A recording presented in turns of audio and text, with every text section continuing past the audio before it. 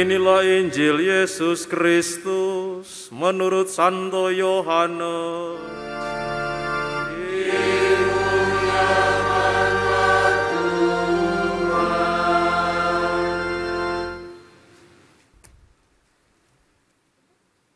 Pada perjamuan malam terakhir, Yesus berkata kepada murid-muridnya, "Jika kamu mengasihi aku, kamu akan menuruti perintah-perintahku. Aku akan minta kepada Bapa." Sesudah Yesus meninggalkan ruang perjamuan, berkatalah ia kepada para murid yang lain,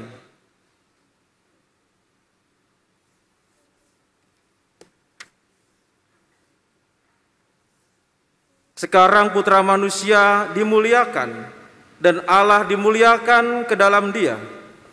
Jika Allah dimuliakan di dalam Dia, Allah akan memuliakan Dia juga dalam dirinya dan akan memuliakan Dia dengan segera.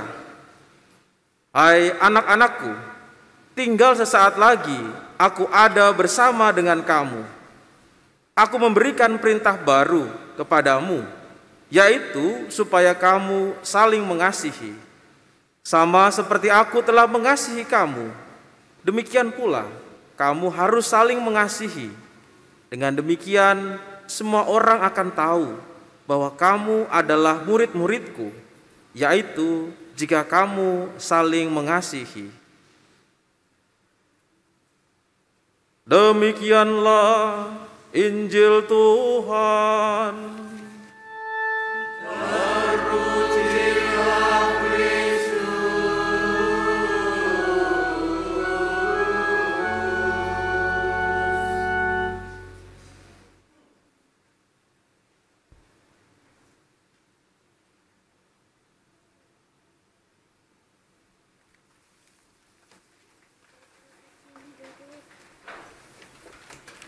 Bapak, Ibu, saudara-saudari, selamat sore. Misa sore hari ini luar biasa karena disambut dengan hujan. Saya yakin banyak di antara saudara-saudari yang mau datang kembali lagi. Yang berhasil ke sini itu berhasil perang dengan hujan ya. Bapak, Ibu, saudara-saudari, pada ulang tahun yang ke-7 ini tentu kita bersyukur pertama-tama kepada Tuhan. Apa yang perlu kita renungkan? Ada satu petikan dalam Injil ini, yaitu adalah perintah baru. Sebelum saya memulai, saya sedikit memberikan ilustrasi kepada saudara-saudari semuanya. Apa saudara-saudari pernah dengar yang namanya kue balok? Belum pernah dengar? Sudah pernah makan? Apalagi dengar aja belum ya. Kue balok itu adalah kue khas Jawa Barat. Bekasi itu banyak dijual kue balok di pinggir jalan. Kalau ada yang tahu kue balok, mungkin sudah melihat bentuknya dan juga mungkin sudah tahu seperti apa teksturnya. Jadi kue balok ini punya cerita.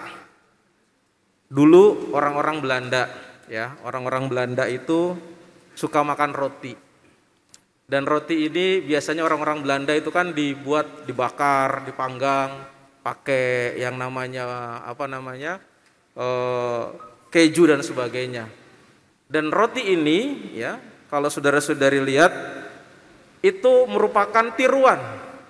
Jadi orang-orang lokal, jadi kalau dilihat dulu orang-orang Belanda penjajah itu kok makannya roti, kayaknya enak. Nah, ini orang-orang Indonesia pribumi mau pengin buat roti juga.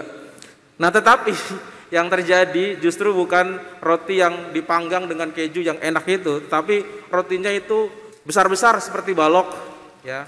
Dan konturnya juga tidak seperti yang dibuat oleh orang Belanda. Tetapi jadilah roti, ya, nah disebut roti balok ya. Jadi kayak ada angus-angusnya dikit, hitam-hitam gitu ya. Nah, tentu roti itu adalah tiruan. Jadi orang ingin melihat ada roti yang sangat enak mau dimakan oleh orang-orang Belanda, dan orang-orang pribumi juga pengen makan seperti itu. Tetapi walaupun berbeda, tetapi sekarang malah menjadi makanan khas Jawa Barat. Dan tentu kalau saudara-saudari coba habis ini cek di GoFood, nah, pesanlah kue balok. Itu ada macam-macam variannya itu. Ada yang coklat lumer, ada yang rasa ada vanilanya, ada yang brownies, macam-macam tuh. Jadi yang dulu cuma kue yang besar seperti balok yang agak angus, sekarang variannya udah banyak. Nah, coba dicicipin habis pulang, namanya kue balok. Itu kue khas Jawa Barat. Kalau udah tinggal di Bekasi lama belum makan kue balok, belum orang Bekasi berarti itu ya. Jadi cobain tuh. Saya udah coba habis dua dus.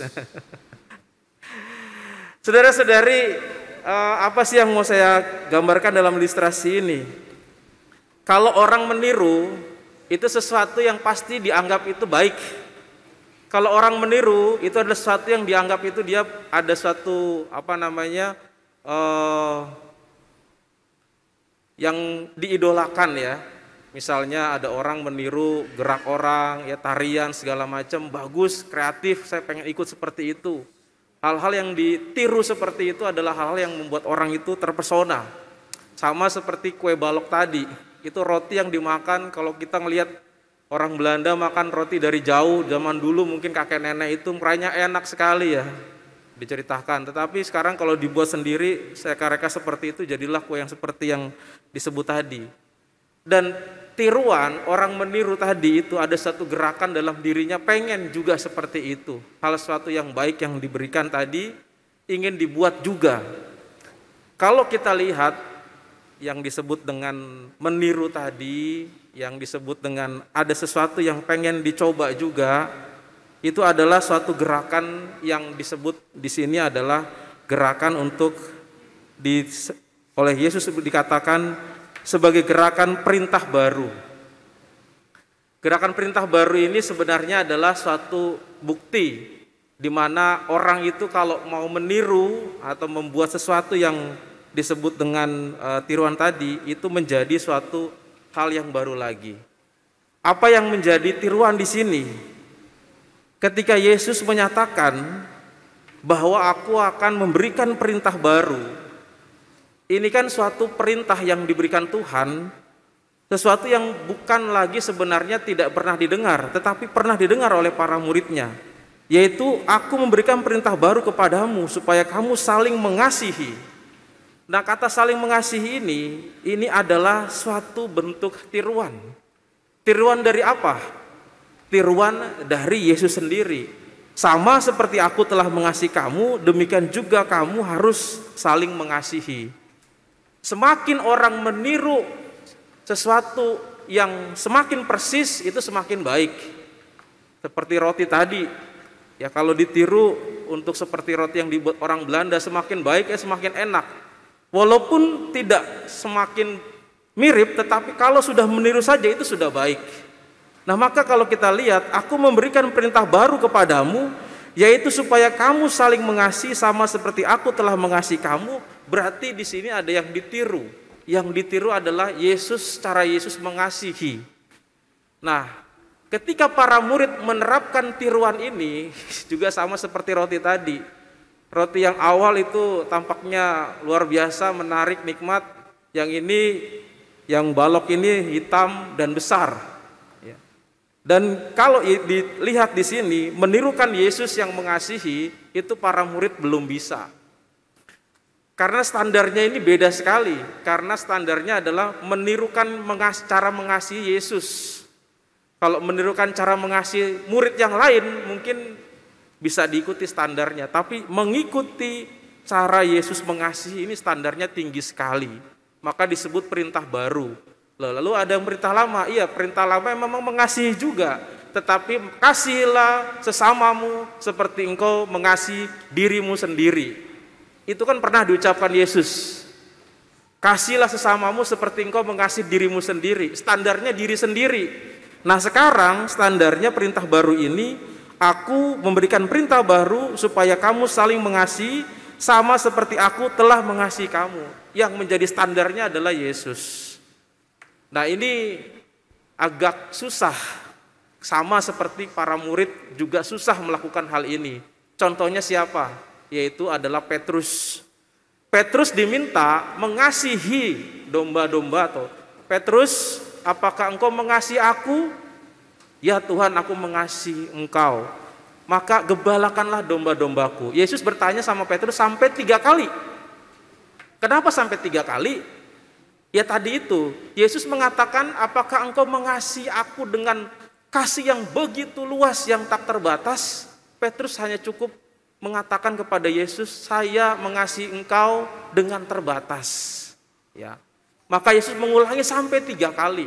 Sampai akhirnya Yesus memaklumi, oh ternyata dalam diri Petrus mengasihi ya memang punya keterbatasan. Yesus akhirnya tidak menuntut seperti apa yang disampaikan, mengasihi dengan luar biasa, dengan tak terbatas, tetapi standarnya Yesus menurunkan seperti apa yang disanggupi oleh Petrus. Nah jadi dalam perintah baru ini, kalaupun standarnya harusnya adalah Yesus, tetapi akhirnya kita mampu mengasihi sesuai dengan cara kita, itu pun tidak disalahkan. Artinya orang mampu mengasihi, orang mampu memberikan kasihnya sesuai dengan apa yang dia bisa dan dia mampu. Nah saudara-saudari yang terkasih, walaupun demikian tetapi standarnya sekali lagi berubah. Bukan hanya dari diri kita tetapi dari cara Yesus mengasihi itu. Maka walaupun kecil tetapi kita punya standar yang harus diikuti.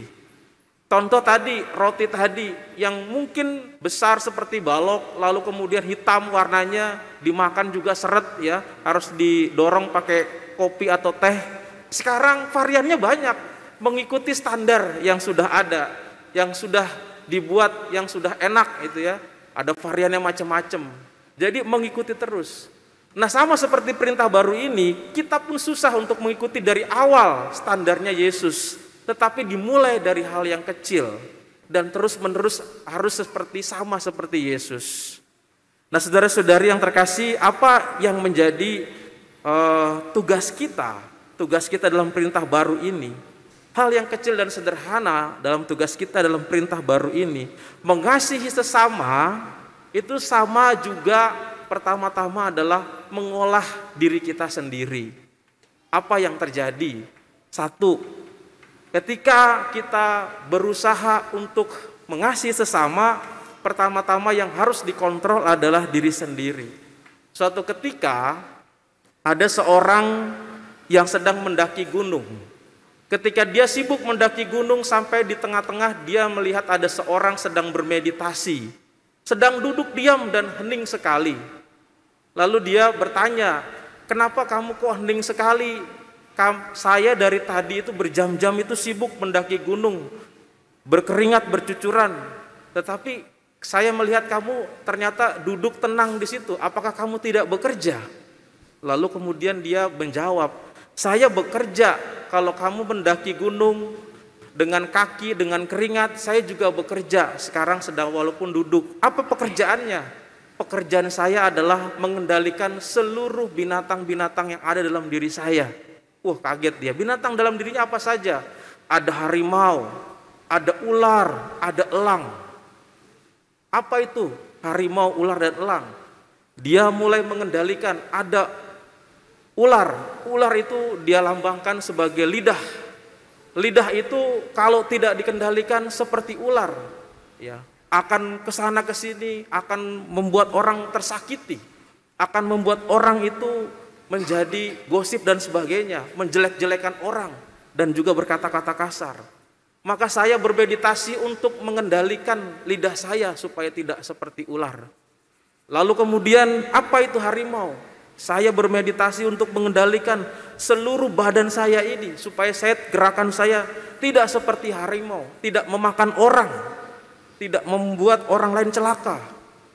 Dan seperti elang, saya harus mengendalikan pikiran saya. Pikiran saya punya dengan ketajaman, tetapi juga bisa juga berpikir yang lain, bisa menerkam sana dan sini, dan juga bisa mematuk sana dan sini. Jadi elang, ular, dan harimau itu adalah suatu pengendalian diri. Dan ternyata kasih itu dimulailah dari situ, dengan mengendalikan semua yang ada dalam diri kita. Mengendalikan sesuatu yang bisa membuat orang lain celaka, tersakiti. Lalu cara pertama yang dilakukan adalah mengendalikan dari diri kita sendiri. Langkah awal inilah yang tentu saja menjadi langkah awal dimulainya perintah baru itu untuk mengasihi sesama. Kalau pikiran kita terkendali, tidak merusak sesama, tidak punya niat jelek kepada sesama, maka aman. Kalau lidah kita terkendali, tidak ada niat untuk menyakiti orang, maka aman. Kalau segala tindakan kita juga terkendali, tidak mencelakakan orang, maka akan aman. Disitulah kasih dan mulai untuk mengasihi sesama. Semoga kita semua, saudara-saudari, memulai sesuatu dengan standar dari diri kita sendiri untuk mencapai standar dari Yesus, mengasihi karena kita telah dikasihi oleh Tuhan. Semoga Tuhan memberkati kita. Amin.